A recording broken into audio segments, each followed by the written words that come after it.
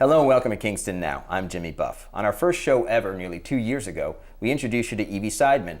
Evie had a plan to build Kingston's first ever dog park, and later in the show, we'll show you the progress she's made. We'll also catch up with Joe Conkra and talk about the upcoming O Positive Festival, now in its 4th year. And we'll start with Al Nace and Tom Polk to talk about the upcoming Tour de Kingston bike event. Welcome to the show, guys. Hi. Now, when I say upcoming, I mean upcoming. It's this weekend, right? It is. It's number 8 for you, Al? It is number 8. How did it get started? Well, I was riding bikes, and I would travel and do it.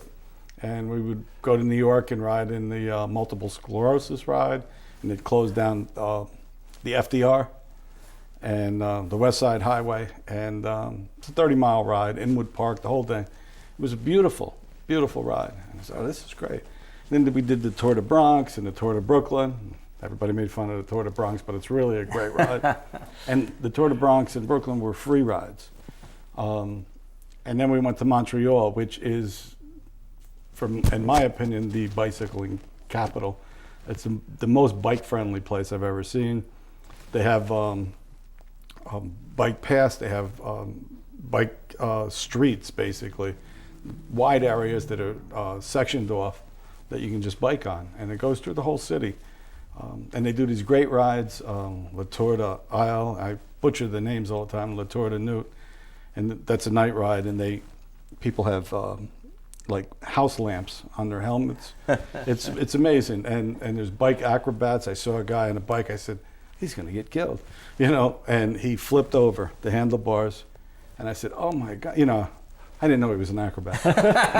And you fooled, yeah. Hey, I was blown away, and then he's riding. And it was like, like a half second later, he's riding like nothing happened. And he's just standing up on the handlebars. And then it became very obvious, this guy's the best rider I've ever seen, whoever he is. So I said, well, maybe we should be doing something like this around here. And it was a Pollyanna approach. I didn't know what it really involved. And then for the next 2 years, I wasn't able to get anything going. A little bit of interest, but I found out you need things like insurance. You need the police approval, you need, that kind of stuff.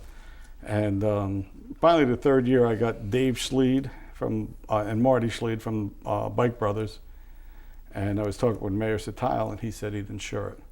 And that was the ticket. So we planned our first one, and it was wonderful. We were looking for 50 people or whatever we could get. And it was torrential downpour, rain coming sideways, lightning bolts coming out of the sky. And Mayor Satile it was started and ended at City Hall. Well, it was supposed to start and end at City Hall. The mayor came in, and he actually canceled the first one. We had a rain date, the only rain date we've ever had. We put it off for 1 week. And that was the beginning. I said, well, this could be rough. And then the next week, we had probably 100 riders, which was fabulous.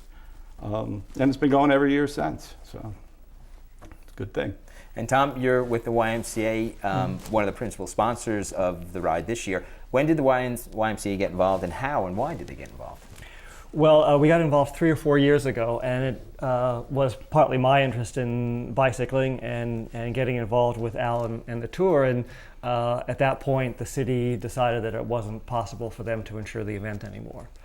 So I approached the Y and said, here's a great public event, great community event, but it's not going to go forward this year unless someone can step in. So it was put on as a rider to our insurance policy, much like the Reindeer Ramble, which is a running race we put on in December, and the Kids Classic, which also involves public streets. So it's something that the Y could actually contribute to the event, as well as generating some interest amongst our members and the people who participate in our programs to get involved in some outdoor cycling.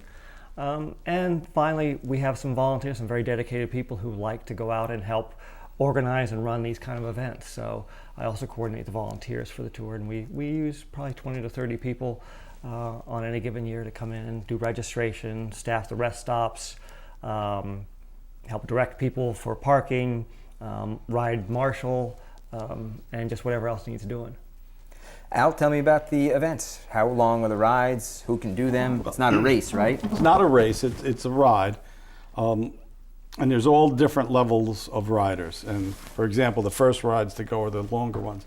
It's a 50-mile ride, and then after that is a 25. And they'll be going close together around 9 o'clock. In the 50-mile ride, a lot of people can do 50 miles. I know it sounds like a lot, but for people who don't ride regularly, but somebody who's riding a bike on a regular basis can do 50 miles. They can do it very differently, though. There's the Bike Brothers guys. They have a whole riding group, and they go out, and they're really competitive riders. They're A and B, what they classify as A and B ride. Their regular Wednesday night ride goes from their shop in Boyce's Lane up to Mohonk or whatever, and back, and they average over 20 miles an hour, 23 miles an hour. Right, so they've done the 50 miles in 2.5 hours. They're back. Easily. Yeah, they're back, and that's pretty standard. They're really serious riders on, multiple $1,000s worth of bike equipment each. And then there's people who are on hybrids who can do 50 miles, and they do it. And they might take them, 3 or 4 hours, and stop and relax along the way. At the rest stops and actually see a lot of the region, because we live in a beautiful area, and sometimes we don't take the time to look at it. And you really see it when you're on a bike. You do. It's unlike anything else. When I was talking about the city rides, I've driven those streets 100 times, and you don't know. You're driving, hopefully, paying attention to the roadway. But when you're on a bike and you can look around, you have to look around. It's very different.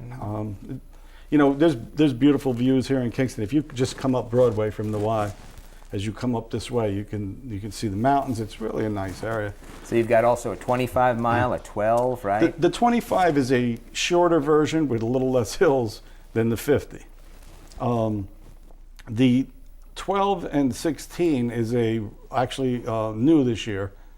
There's a road and rail ride. So people can when we come out of Deed Stadium, they can go on the trail by the Super 8 and ride out to Hurley, to the Hurley Rail Trail. Or they can take Hurley Avenue. So, you have an option. And then once we get out to Hurley, they're on the paved portion of the rail trail until that ends.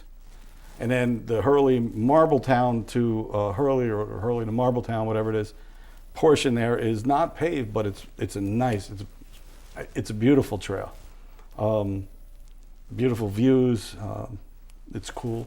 Riding out through the woods. Absolutely. Yeah, no cars. Yeah. No cars, indeed. Where does the event start from? The tour starts from? Well, the rides start at Forsyth Park. And they have parking at Deed Stadium. But they begin and end at Forsyth. And people can register online. There's a website called bikereg.com. Can Right. they also come out on Sunday and register that day? They can come out that day and register. Registration opens at 8 a.m. 8 a.m.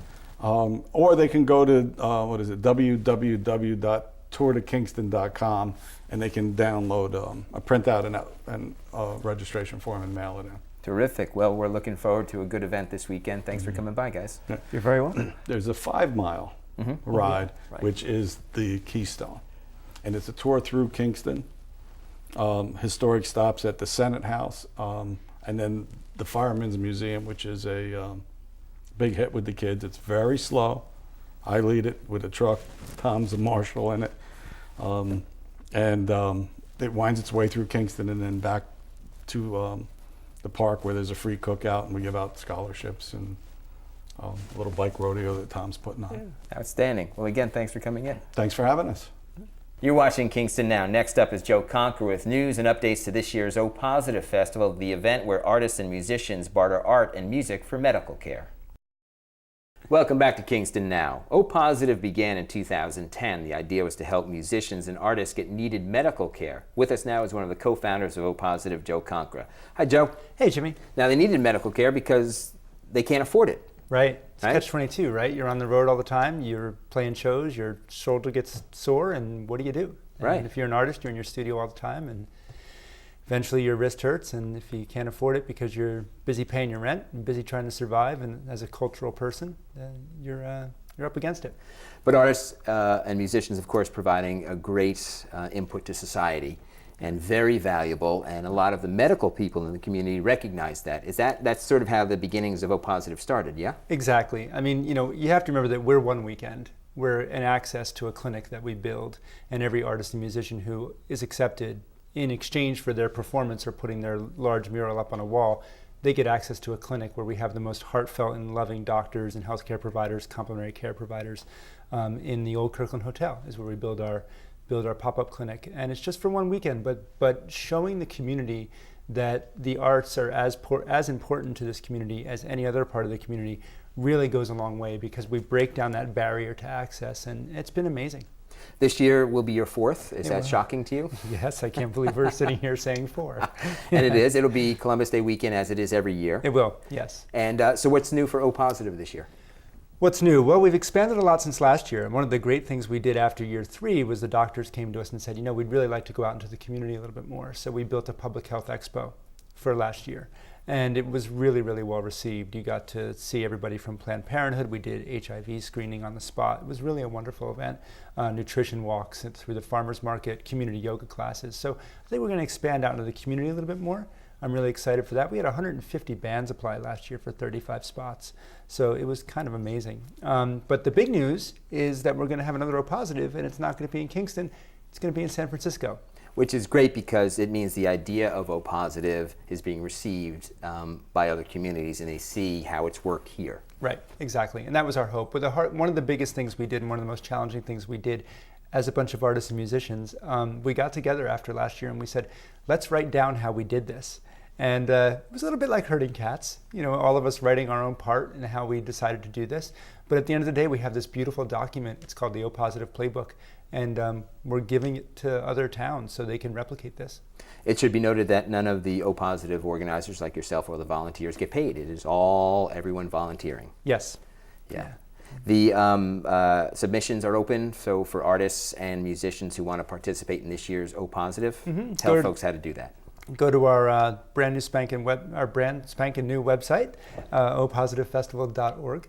And the submission forms are right there. If you're an artist, you just click on art. If you're a musician, you click on music, and it's really simple. And how long do they have to get a submission in? August 15th for both festivals. Okay. Yeah. And tell me about Radio O Positive. Radio Positive. Rob Golgano from New Jersey was at last year's festival, saw Richard Buckner's performance at the Old Dutch Church, which was beautiful, and came up to me afterward and said, I have this radio station, this radio program, and I'd love to talk to you about doing something. And I said, well, this is how O Positive works. You come to us with a really good idea, you want to do it, go for it.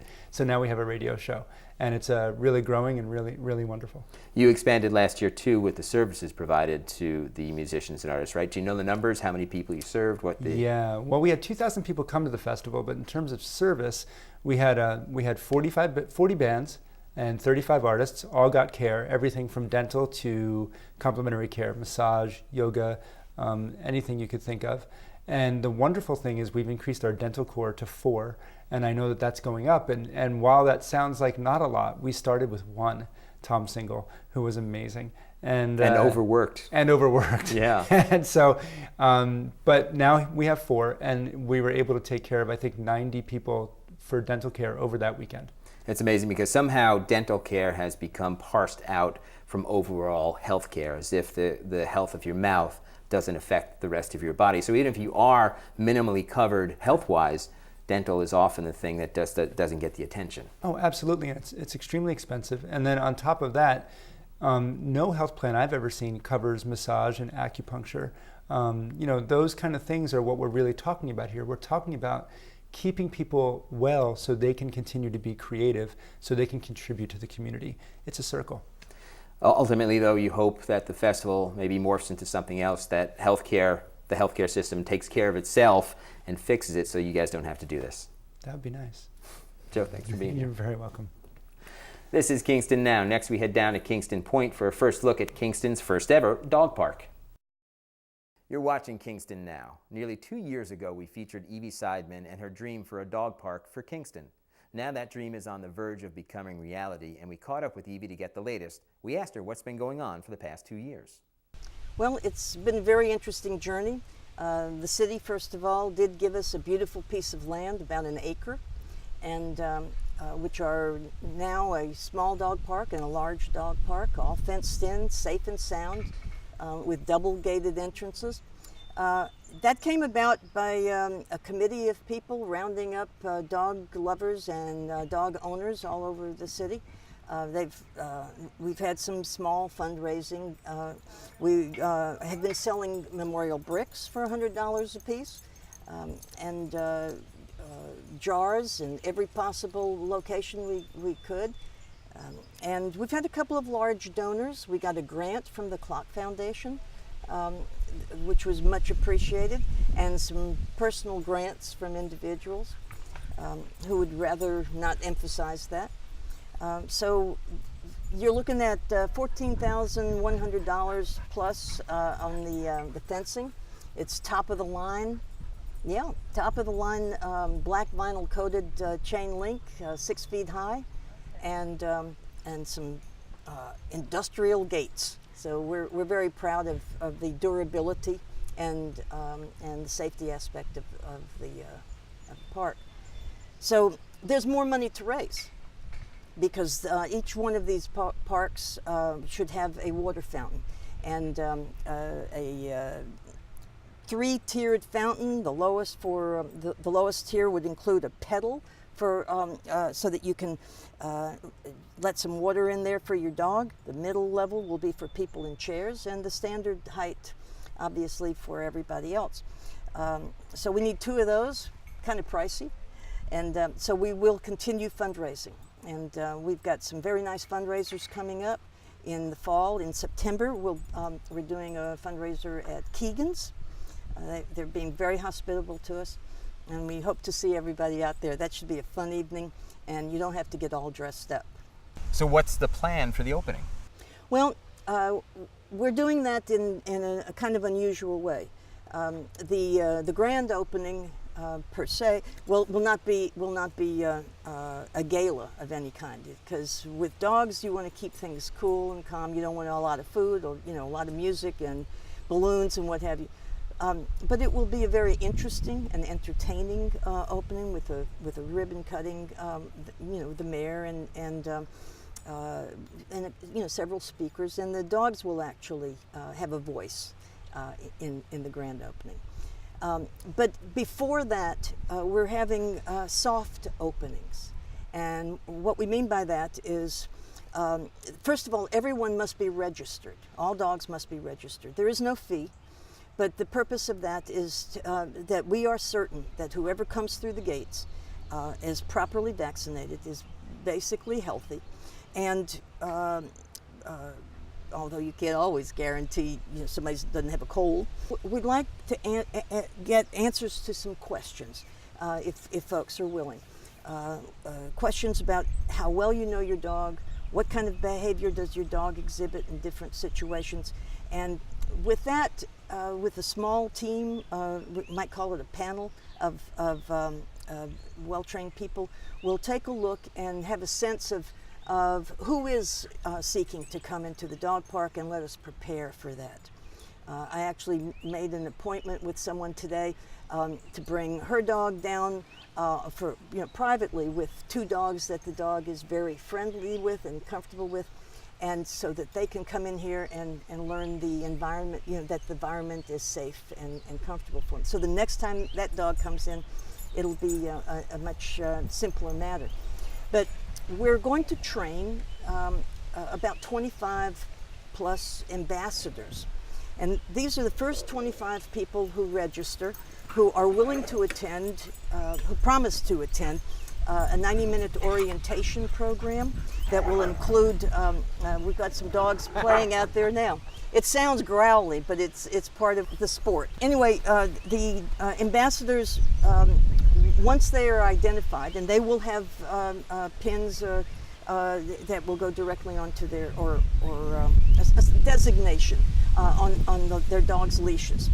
And each ambassador will have time in the dog park prior to the big opening to work with the other ambassadors and their dogs, so that we've got a core group of people that are very comfortable and familiar with one another. And their pictures will be taken, they'll be posted, there'll be all these photographs of our neighbors, members of the community, with their dogs, with a sign above it that says, if you have any questions or concerns, if you need any help, please ask one of our dog park ambassadors. And those folks will have that special relationship with the dog control officer and the police. We don't expect issues, but not all dogs like all dogs, in much the same as people. So we're going to try to make it as calm and comfortable for people. You know, we'll only admit one at a time, and hopefully people will respect the dog park ambassador and let them guide the dynamic of entrance. Anybody who is not uncomfortable at any time in the park, for whatever reasons, has the total freedom to exit. Everyone must keep in mind that if you come into the park, you are totally responsible for your dog at all times. It should be fun, but it's not about dog owners having fun. It's about the dogs having a positive experience, a safe and positive, enjoyable experience. And the way we do that is every owner watches their dog and observes the dynamics. They shift, especially if one dog enters and another dog exits. Everything changes. So how does it feel now that the park is about to open? It's a flippin' miracle. Really, it is. That's it for this week's show. To find out more about the Tour to Kingston, go to tourdeulster.com. For more about the O Positive Festival, go to opositivefestival.org or find them on Facebook. Remember, all of our previous shows are available on our YouTube channel, and you can find that link on our Facebook page. For Kingston Now, I'm Jimmy Buff. We'll see you next time.